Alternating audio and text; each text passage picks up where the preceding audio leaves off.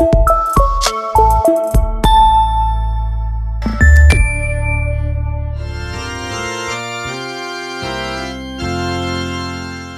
mofinaina isan'andro atolotry ny mpitandrina rakotina valina maoly.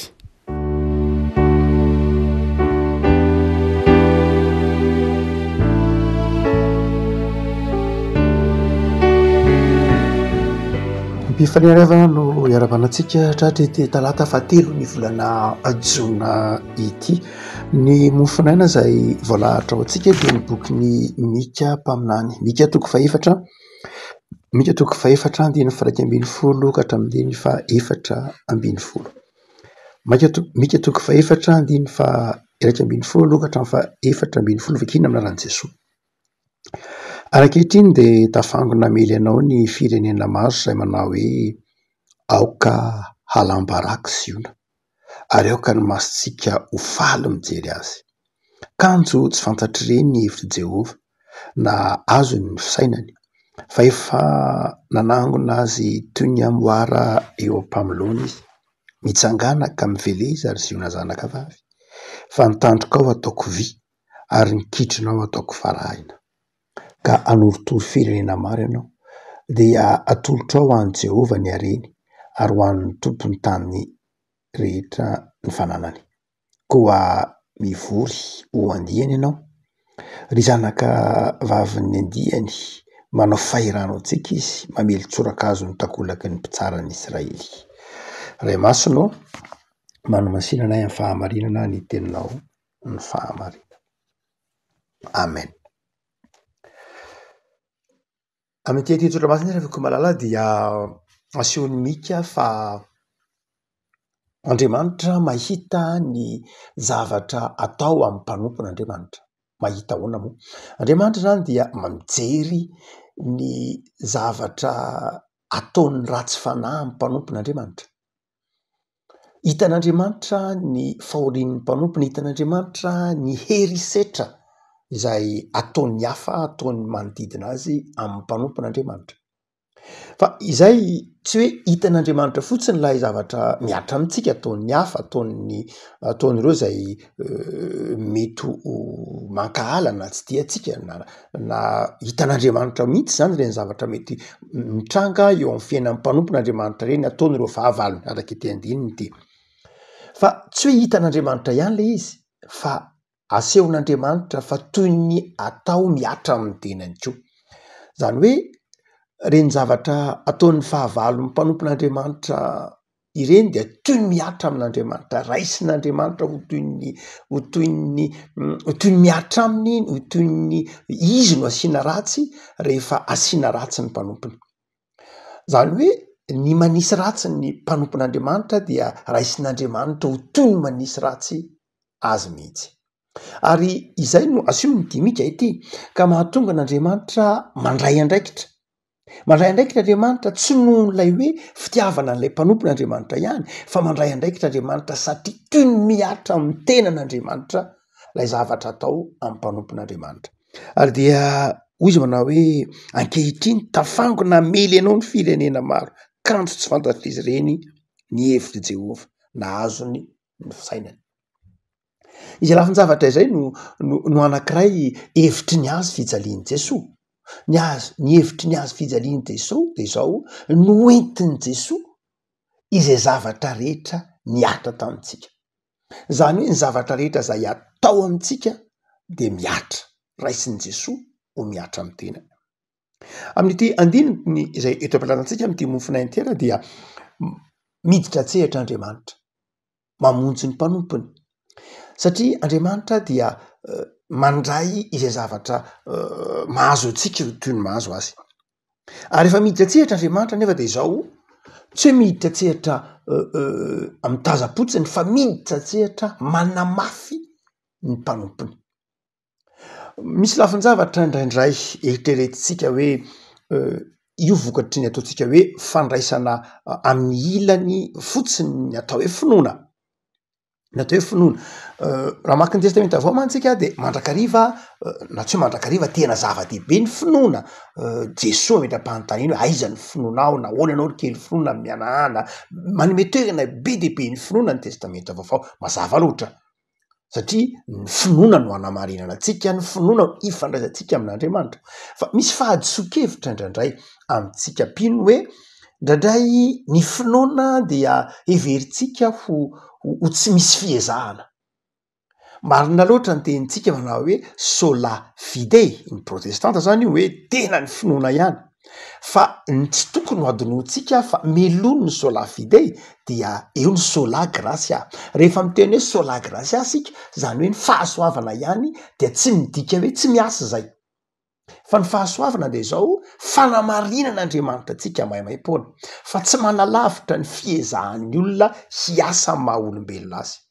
hatrany amboloha mantsy ny olombelona de efa nataon'Andriamanitra hiasa tsy hoe ny fahotana akory nahatonga ny olombelona hiasa nahatonga ny olombelona hanangan-javatra tsy ny fahotana mihitsy nahatonga antsika an'izany fa hatrany ambolohany mihitsy vao nahary ny olombelon'Andriamanitra de efa nalamin'Andriamanitra ny hoe de noentin'Andriamanitra teto ambonin'ny tany ny olona hiasa sy hitandrina ny ty tany ity dikan'izany efa ny anaty ataontsika hoe tena ny olombelona mihitsy lay atao hoe asa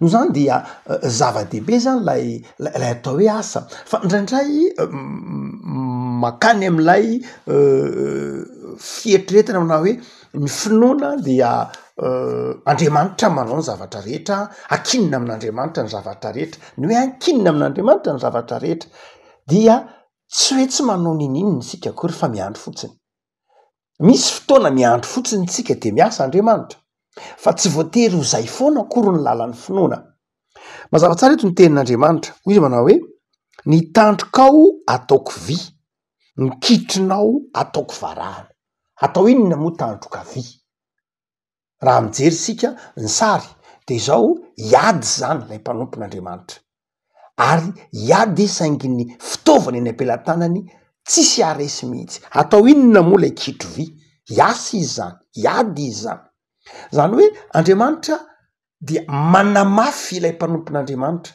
mba afaka hiatrika la hiady sarotra hatrehiny tsy hoe tsisy ny ady zany tsy hoe rehefa miditra tsehatra Andriamanitra de tsisy nininina atao tsisy ady tsy zay mihitsy eo amin'ny testamenta taloha tsy zay mihitsy eo amin'ny soratra masina tsy zay mihitsy Paoly tsy hoe mitoro ny filazantsara dia tsy mila mandeha mitoro ny filazantsara fa vitan'Andriamanitra mitoro ny filazantsara fa niaritra ny mafy Paoly nikapoha amin'ny Paoly nenjeha amin'ny Paoly noho ny Paoly be dehibe zavatra nenan'ny apôstôly Paoly zay teneny manao hoe niaritra noanany zay niaritra kapoka zay niaritra fanenjehany zay dia izay le hoe tsy misaraka mihitsy ny hoe fiezahana fanoloran-tena tsy lay fiezahana akory ny mahatonga ny fahavokaran'ny asa tsy ny fiezahana ny mahatonga lay famonjena fa ny fiezahana de ateraky lay fahasoavana no zany dia tsy afa-misaraka amintsika mihitsy ny fiezahana sy ndraindray mantsy mieritreritra mandrakariva ny akabeazany olona ny hoe azo maimai-poana ny famonjena no zany dia tsy mila manao ninina tsy miezaka na amy lafi ny fiarino na amy lafi ny asa tsy zay loatra marina ny hoe tenin'ny mpanao salama na de matory azy izy de omeny mpanompony zany fa raha mijery ny baiboly manontolo tsika amin'ny antsoiny hoe principe biblika de zao tena tsy afa-misaraka amin'ny olona mihitsy ny asa sy ny fiezahana matetika rentsika foana am'izao andro natsika zao ny teny hoe mila miova toe-tsaina mila miova toe-tsaina io toe-tsaina io mila miova ovana ny toe-tsaina tsy diso mihitsy akory zany ary zay raha teo ny dikany teny hoe fibebahana misy filozofa anankiray antsoiny hoe Karl Marx iny filozofa tsy maninona économiste moa izy ny tena marina fa na izany ara dia Karl Marx de ny teny manao hoe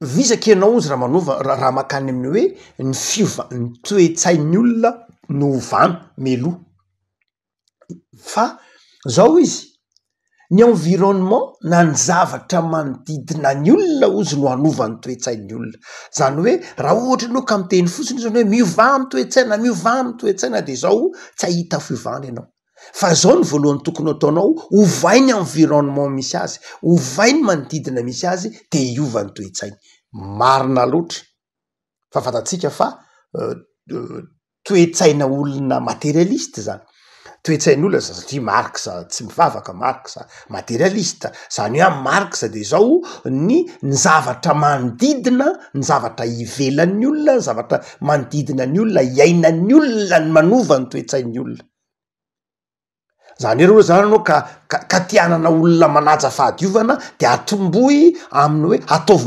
ataovy madio daholo aloha ny manodidina azy fa rehefa madio daholo ny manodidina azy de mora aminy ny mampiditra n'izay fahadiovana zay ao anatin'ny lohany noho ny hoe ampidirina ao anatin'ny lohany lay fahadiovana dia izy no andray inisiativa anadio an'lay manodidina marina ny teny marxa am'y lafiny anankiray fa tsy de marina loatra am feno zany io moa zany ataotsika hoe adiny ny idéaliste sy ny materialiste hoe ny sain'ny olona aloha ny baikona voalohany vo anovany manodidina azy zany hoe tezainy izy ampianariny izy ampidirina ao anatin'ny sainy le izy de aveo izy hanova ny manodidina azy ny hafa manoe le manodidina azy mihitsy aloha ovana dia miova ny sainy rehefa aveo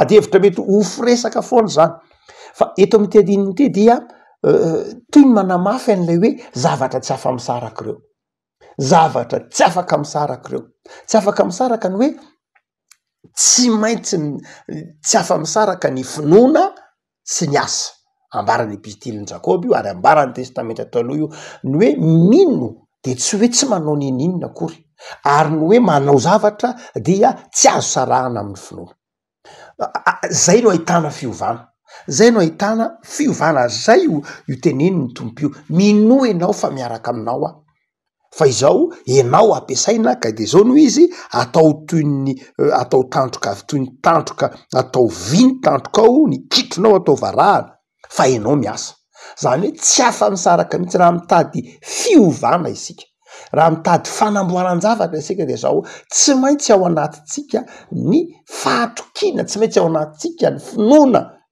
ary ao anatintsika ny fiezahana anatratra lay zavatra inona raha vao misaraka zay de zao raha finoana fotsiny za manofinofy mamelan'Andriamanitra hiasa rery sanatria na mamela ny hafa hiasa eo amin'ny toerana misy dia tsy misy résultat tsy misy vokatra Paoly ny teny mihitsy manao hoe aoka zava ny resaka hoe Paoly zay tsy miasa aoka tsy hinana faharoa aoka ny olona rehetra samy hifaly amin'ny effortny samy hifaly amin'ny ezaka ataony tsy hifalifaly amin'ny ezaka ataony hafa hoe ny hafa ny miezaka de enao no mifalifaly sanatria ny hafa ihany ny manao fa enao hifalifaly tsy hoe Paoly fa aoka ny tsirairay avy hifaly amin'ny effort amin'ny fiezahany atao zany hoe tsy afa misaraka mihitsy lay fiezahana lay ezaka atao sy lay finoana tsisy heviny mihitsy raha mitenitsika finoana eo anty fa finoanan'Andriamanitra vina nofinofy zay ny faritatsika hoe finoana tsy afa misaraka mihitsy zany hoe za mba manana fanirina na zavatra ohatr' zao za manana fanirina anao zavatra ohatr' zao za mba mikasa anao zavatra ohatr' zao izy zavatra hoe tsy azo no sarahana amin'ny asa raha ohatra zany ka manino fotsiny hoe za andeha anampoatra zaridaina tsara tare andeha mba anompo an'Andriamanitra amin'ny fifaliana nefa tsy arahana le tsy arahana effort tsy arahana fiezahana de zao zava-poana zany raha ohatra nefa ka manao hoe mikasa be fotsiny anao asa anao an'izao fa nefa tsisy finoana de sady tsy mitondra fifaliana zany ny tsisy heviny satria lasa asa miteraka ady am-panahy asa miteraka korotana satria tsisy finoana no zany dia eto am'ty andininy ty zany de manazava amitsika Andriamanitra ao anatin'ny sarotra ny mpanompon'Andriamanitra amin'ity ao anaty manoloana olona zay faly hijery ny fahalavony araky ny 1:20 aoka ny masontsika ho faly mijery azy ho alaitsika baraky izy io zay io de inona manoloana zany izany zavatsarotra izany de zao no meny tompo toko anao manana finoana de zao mijoroa manana finoana fa ho amafisy ny tompo ny fitaova ampiasana eny ampelantananao. Inona ny eny aminao eny? Inona? De hoe ny tompo anao hoe ataoko nitandroka ao ataoko vy, nikitrona ao ataoko varahana, anorotoro firenena maro anao. Inona ny eny aminao eny? Fa ho amafisy ny tompo iny afahanao miatrika lay zavatsarotra. Inona ny eny aminao eny? Ny tompo no anamafy ny zavatra eny aminao eny, fa tsy maintsy ho atrehinao ny zavatra izay asain'ny tompo atrehinao. Atrehinao fa tsy ianao no manatrika azy fa Andriamanitra. Ahoana no atrehin'Andriamanitra azy? Amafisy ny tompo. Ary io izay mandrakariva ny tompo ny teny tamin'ny Ezekela mpaminany manao hoe ianao dia ifanojo amina olona mafy atoka, ifanojo amina olona mafy saina, fa izao no izy ho amafisiko ny andrinao ho toy ny diamondra afaka hiatrika azy. Io toetran'Andriamanitra manamafy ny mpanompony io tsy miova mihitsy. Tahaka ny nanamafisanaNdriamanitra mivavaky Abakoka mpaminany manao hoe amafisy ny tongotro afaka andeha amin'ny lalana sarotra. Ny lalana sarotra tsy maintsy misy foana, ny tafiotra tsy maintsy misy foana. Araka ny tenin'ny tompo manao hoe amaky ny afo ianao fa tsy ho may. Ny afo tsy maintsy misy fa tsy ho may ianao.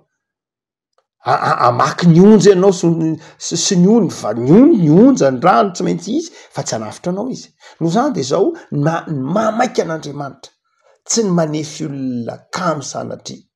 Mamaika an'Andriamanitra tsy mitaiza olona ho zatra toloram-potsiny. Mamaika an'Andriamanitra tsy mitaiza olona zatra miankina. Tsy zany ny mamaika an'Andriamanitra. Mamaika an'Andriamanitra de manefy olona mijoro amin'ny tongony, manana ny maha izy azy. Zay le hoe vonona hiatrika ny zavatsarotra. Tsy hoe miataka Andriamanitra sanatria ny vava. Eo mihitsy Andriamanitra. Eo izy. Fa Andriamanitra tsy mitaiza olona ho kamina zatra tolorana. Tsy fomba an'Andriamanitra mihitsy zany. Miainga am'izay eo ampelantanantsika izy. Dia mampiorina ny finoantsika. Tsaroantsika tsara Jesosy namoky olona tsy omby 5,000 miainga tamin'ny mofo 5 sezandranindroa. Ny teony nampiasain'i Jesosy. Ny teony nampiasain'i Jesosy. Aila te inona ny any aminareo any? Mofo 5 ny aty tompoko. Ataty azy raha mofo 5 zany, zay no engatsika. Zay no etika miatrika n'ity olana ity. Ny zava-dehibe zany de zao lay fahavononana hoe lay tanana mitsotra hoe tiany eto aminay Andriamanitra. Vonony zay atrika, vonony zay asa, fa ampaherezo, taio. Tsy hoe miankina amin'ny herin'olombelona akory ny dikan'izany sanatria ny vava, fa miankina amin'ny fahasoavana, miankina amin'ny finoana. Manoloana zao zavatra iainantsika ankehitriny zao de zao mitaky an'izay Andriamanitra. Mitaky olona mana fahavononana ao anatin'ny finoana ijoro manao hoe eo ianao Andriamanitra. Vitanao ity Andriamanitra, ary rehefa vitanao de vitantsika Andriamanitra. Rehefa malala enganenao amin'izao herinandro zao ana fahasahina, tsy ho kivy na inona mafy ny fahavalo, fa zay ataon'ny fahavalo aminao dia toy ny ataony amin'Andriamanitra. No zany dia hiditra tsehatra Andriamanitra, fa mivonona ho ampiasain'Andriamanitra, mivonona fa anamafy ianao Andriamanitra. De zao anamafy ianao hiatrika, anamafy ianao hiasa, fa tsy anamafy ianao hipetraka. Dikany azy fijalian'i Kristy de zay raha teo. Ivavaka sika. Tompo misaotra anao zahay noho ny amin'ny zoatra masina manome tokony fitiavanao, fa ianao Andriamanitra de manamafy anay, manoloana ny zavatsarotra. Ianao ny miady ho anay ary ataonao fiasana zahay amafisinao ny finoanay, ny fanatenanay, ny fanoloran-tenanay. De tay tompo ny tontolo andronay, miarovanay, manamasinanay, mamindrafo aminay, manjaka atomponay. De taio Jesosy mba havokatra ny asanay. Me finoana zahay raha safiranao hiraviravo tanana ao anatin'ny sarotra. De amarino aminay ny teninao fa tsy mangay aiza rehetra mety ahitra aminao. Eo anay ny fahasalamana sy heritanjaka hoety manompo anao. Eo anay ny fifaliana hoety mijoro vavolombelona. Ampahareto amin'ny fanantenana zahay ahatra amin'ny fanarahana anao. Dia mametraka ny fiainanay tsy avy eo am-pelantananao zay tompo mba ho fiainam-pandresena ny fiainanay. Anaranao Jesosy. Amen.